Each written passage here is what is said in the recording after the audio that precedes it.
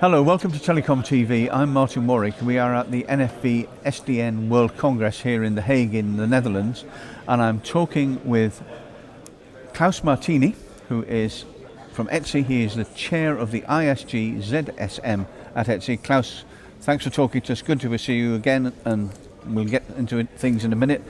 And on his right, Andrew Coward, the CEO of Lumina Networks. Welcome both. I'm going to start with you, Andrew, if I might, please.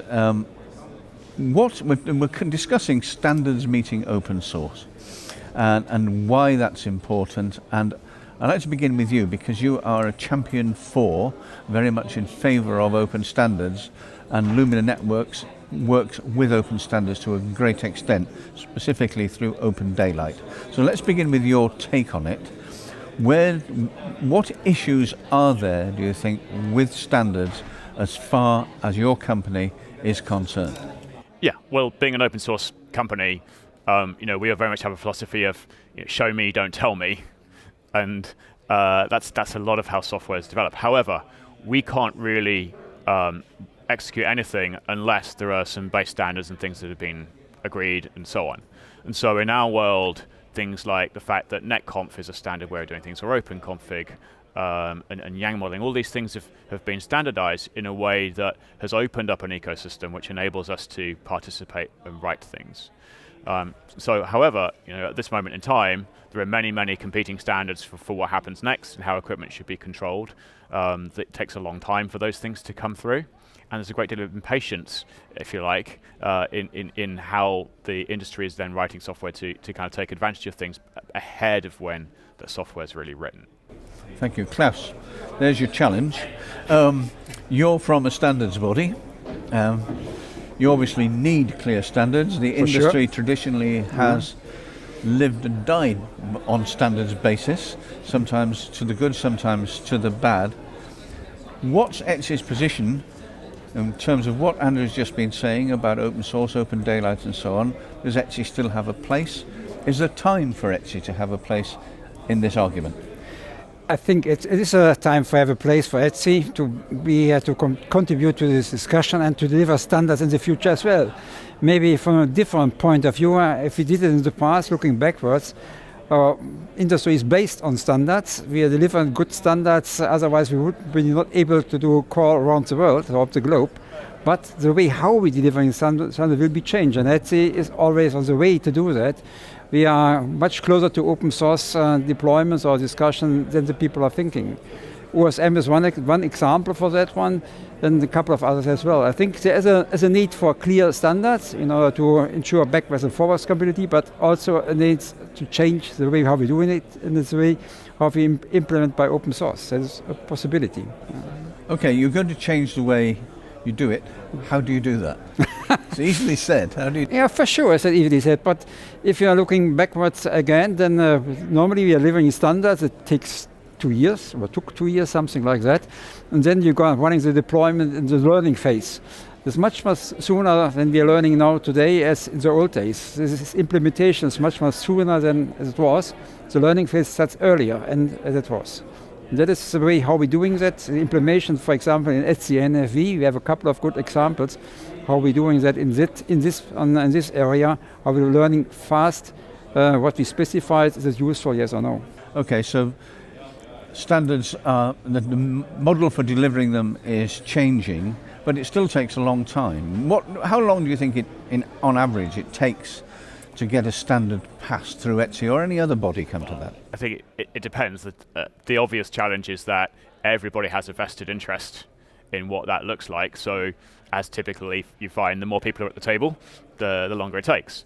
Now, historically, that was more of a problem because you had to wait for the standards to run to complete before you could write software, because that software was going to be committed to firmware and hardware, and so you didn't want to do that and take that gamble. Now, these days, we're in a different operation because pretty much everything that comes out of standards is in pure software. So what we want to do is get going as soon as possible in that cycle. So if it takes 18 months to get the standard going, if we could start on day zero at that 18 months, we could be complete within 18 months. The reality is we might have to wait a little while before something's important. But there's another point in this, which is when you do that, you're taking a little bit of a gamble because you don't know if that standard is the one that's going to win, or a standard from another group is going to win. So you kind of have to hedge a little bit as you do this, because you can't necessarily tell at the outset of it. Okay. Klaus, were you going to say something there? I like to say something about that, definitely, because I think Andrew is right in terms of timing, in terms of to pick the right standards from the right body. I think there's also change. In the old world, we had a competition between different SDOs. I think the time is over that we have competition. We have to understand how we can collaborate and cooperate. We have to define a way how we specify which body is important for which kind of interface and standardize that one. I think that is important. But not only between the SDOs, the standardization organization, is this collaboration thing important, also between the SDOs and the open source community. Yeah. That is something that we have to can figure out jointly. It's not the time to compete. But, and this is an old argument which we've heard quite a few times over the past few years, lots of people still inclined to the belief there are too many standards organizations. Do you agree with that? Well, now I take my head as employee of DT on. I agree. There we are. Okay. Yeah. Now I take my head on ETSI on. Right. I think I agree as well. Yeah. But nevertheless, it is well recognized that we have many SDOs up and running. Here on the conference, the show, I had a lot of good talks with different SDOs, but what I see here is also a lot of overlapping areas. And it's really time to talk between the SDOs and the open source project, how we can structure that. And that is on behalf of ETSI. That is already started the process. For example, ETSI signed an MOU with ONUP, beginning with the Linux Foundation, beginning of the year, and that's a good indication that the people are recognizing something has to change. Andrew, presumably for Lumina, it doesn't really matter because you're in a very different position. So what about software and what about firmware? What impact does that have? So, I mean, if you think about what we do, we're a universal translator. So the more things that are out there, the more things we can translate, in theory, the more business we can do, which sounds great, except that you kind of need the ecosystem to be built around the standard before the whole thing is released. So a good example of that is 5G. We create all kinds of interesting 5G networking and network slicing solutions, but they don't mean anything if 5G isn't out there. So some things are that fundamental that once they're done as a standard, they kind of unleash a whole new ecosystem around them. Whereas I think a lot of the minutiae of what happens on a day-to-day basis is, should we compare this standard with this standard for interfaces at this level and so on, which we can hedge on more easily than we can a bet that there's going to take the industry one way or the other. Right. Klaus, there's a prospect for you. There are two, you say, on one hand there are too many standards organisations, on the other hand there aren't, which is a difficult position to maintain. And there seems to be a way out of it, which is to speed the process up and to use software as the intermediary. Yeah. Do you agree with that process? I don't think so that software can be only as an intermediate between that one. I think it should be, we start earlier to figure that out, what is the best way to moving forward. Yeah. Maybe I said too many SDOs, maybe make more specific. The target of each SDO should be redefined. Then maybe the amount of SDOs is okay, but the work has to be much more focused to shrink the overlapping areas. That is important. And then I think then much sooner we can develop the right software. Then software as an intermediate medium, I think that is not beneficial. We should use it much better to focus on the deployment of services and this kind of stuff. And I think we're talking for a while about the virtualization for in our industry, the split between hardware and software. Yes, the people understand that, but the way how we can do that is not well defined. So somewhere along the line, decisions have got to be made to determine, for the benefit of the entire industry and the entire ecosystem, decisions have to be made. What you said, Andrew, just now, vis-a-vis 5G, is it's very difficult until you know the direction the industry or the technology is going. It's very difficult to take a stand and say, yes, I'm going to invest in this, I'm going to commit to it, and I'm going to take a punt, take a chance and hope to be in the right place. What kind of a mechanism do you think you could live with and you could produce that would allow you to do that? Yeah, I mean, I think, so let's kind of go to a higher order of what's trying to be solved here, right? So we're going through a massive change as an industry, and I just mean 5G. We're going through network transformation, automation, digitization, all of these things. And ultimately, when we're done with this, the telco network has moved to software and to virtualization and to all of these things. So we're well in the transit through that.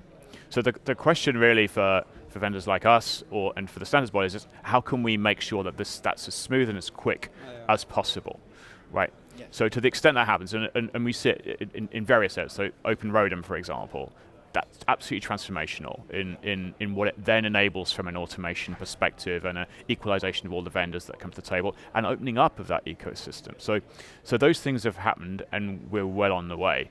So the question is for those remaining things or for the more complicated things that are out there in this transformation, how do we run to complete, if you like, against all those things? So there's no item left of this proprietary closed world in this ecosystem. And that's really, what we're debating through all of this, through every standard that's now been opened, right?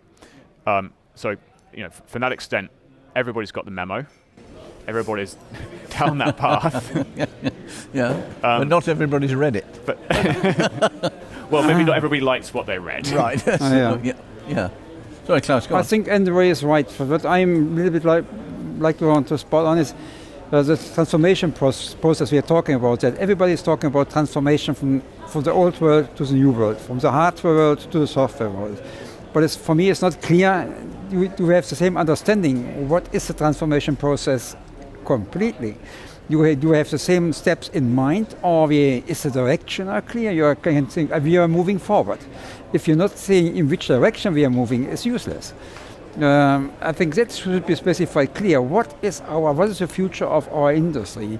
What is it only to moving to software? Is it also that we should discuss, is it moving in an application software world? Or what is the future of that one? What will be the future DNA of our industry? Andrew, from your side then, what is that? What is the future? Presumably, you're a software company, evidently. What is... Well, it's a software world built on standards that make sure that the vendors who come to the table are open and equal with what they deliver. And we as a software vendor can help bring it all together and tie together and get to that digital transformation journey that everybody's on. And I don't think there's any complexity around that, right? For me, is that argument a little weak, to be honest. Sorry for that. Because deliver software, because the software, I think that is not clear.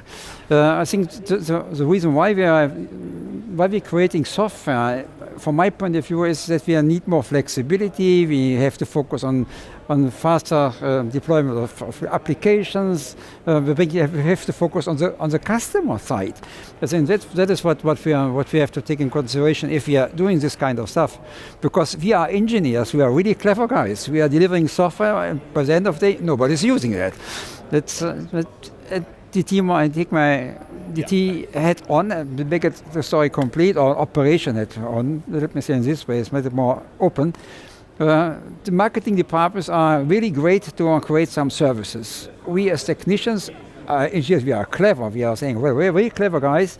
We bring it to reality. We won't have rollout in the network, but by the end of the day, we didn't earn money for that one because the new service from marketing was not very what the customer like. I think that is something what's driving us, or should driving us. Which, if you're living software, we have to in the spot. Who's the usage of that one? He will use that. He will pay money for that. That is something what I like to say. If you do the transformation process, the target should be clear, the direction should be clear, and then I think we will be successful by the end of the day. Right. I don't think there's any argument from even DT as well, right? Mm-hmm. That the transformation journey is about capital savings, it's about operational savings, it's about innovation, the ability to innovate off this new network. We spend so much time thinking about, this is going to save money, or I can save staff if I do this. But the reality of this transformation ends up being my company is now more innovative. It takes me seconds to deploy a service versus hours, right? Or weeks or months in many cases. So everything that we are both going down as a pathway is to get to that outcome, right? And when you think about all these new 5G services, right, you can't even do them if you don't have automation and standards and everything else that's in play. So we're kind of moving away from this world where you can get away, if you like, from doing things manually. That just doesn't play out. So it's not unclear why everybody's going down this journey, or why software is important, and why standards is the framework by which this is built. Okay, well, we've given it a good kicking around. And I think the best thing I can say as a journalist, as they say in journalism, this one will run and run, and I think that's the reality of it. We're going to be talking about this next year and the year after, and who knows how long, but things are changing, and it's fascinating to hear viewpoints from two different sides of the fence. Gentlemen, thank you. Thanks, Martin. Thanks, Martin.